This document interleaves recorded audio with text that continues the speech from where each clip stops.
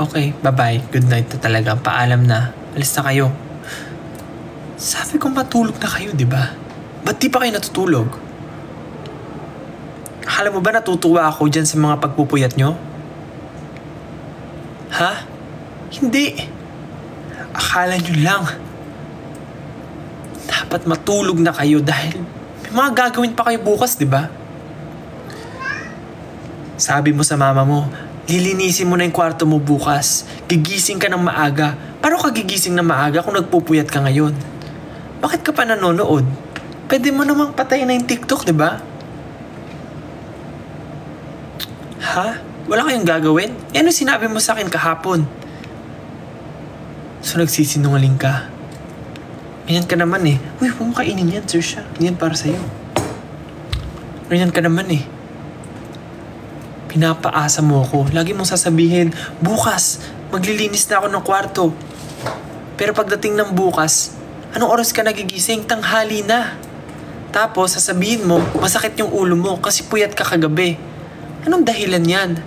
Ay, di ka ba nakikinig sa magulang mo? Matulog ka na.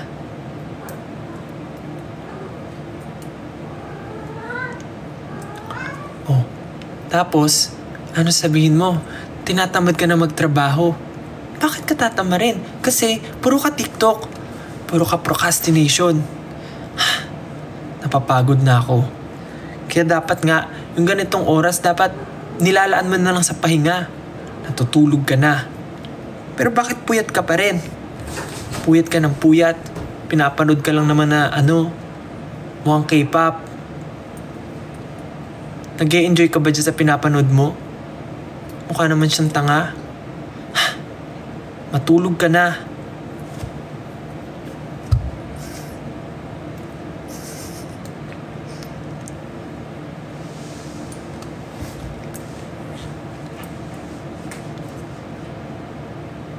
Oh, bakit naging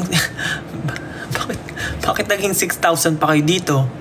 'Di ba sabi ko matulog na kayo? Bakit gising pa kayo? Good night kayo ng good night. Tapos nakakailang good night na kayo, nakaisang oras na kayo kaka-good night, pero di pa rin kayo natutulog. Ano bang problema nyo sa buhay? Porket tulog na yung mga magulang nyo? At di na kayo makikita sa inyong bahay na sa inyong kwarto na natutulog na gising pa? Ha? Ako, pag bukas masama pakiramdam nyo, sasabihin nyo, tinatamad na ako magtrabaho. Bukas ko na lang gagawin yung mga kailangan kong gawin. Magpapahinga ako ngayon kasi puyat kayo ng puyat. Tapos sisisihin nyo ako, ba't ako nagpupuyat? Eh bakit? Ano naman? Oh, bakit dumadami pa kayo? Kanina 5,000 na lang kayo. Ba't 6,400 na lang ulit kayo dito? Ganyan kayo. Magpupuyat kasi para may dahilan kinabukasan na masama ang pakiramdam at tinatamad kumilos at anong oras nang babangon. Wala nang magagawa sa bahay. Paggising, kakain na lang. Diba? Sanay na kayo sa sermon. Kasi paggising nyo, sermon at bunganga na naman ng mga magulang nyo ang sasalubong sa inyo.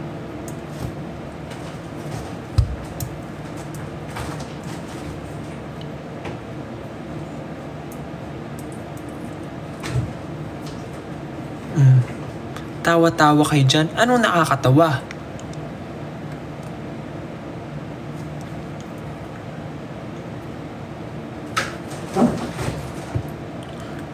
Procrastination. Magwawalis lang ng konti sa umaga. Pag nakita na ng nanay, uupo na sa sopa at magti-TikTok. Matagal pang nag-scroll kaysa sa nagwalis. Mas marami pang na-like kaysa sa napulot na basura. Maghuhugas na lang ng pinggan, nakatutok pa rin sa cellphone. Ganyan. Magaling. Diba?